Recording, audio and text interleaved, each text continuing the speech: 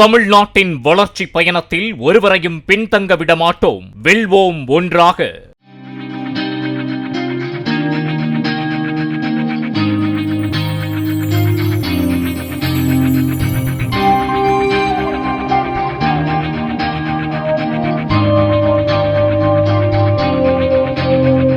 கன்னியாகுமரி மாவட்டம் மாடத்தட்டுவிளை புனித செபஸ்தியார் ஆலய திருவிழாவின் 8ஆம் நாளான இன்று நடைபெறவுள்ள சமபந்தி விருந்துக்காக 2 டன் அரிசியில் சாதம் வடிக்கப்பட்டு 117 கிடாய்கள் வெட்டப்பட்டு விடிய விடிய சமையல் பணிகள் நடைபெற்றன.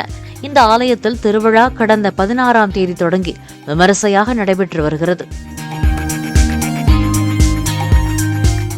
தமிழ்நாட்டின் வளர்ச்சி பயணத்தில் ஒருவரையும் பின்தங்க விடமாட்டோம். வெல்வோம் ஒன்றாக.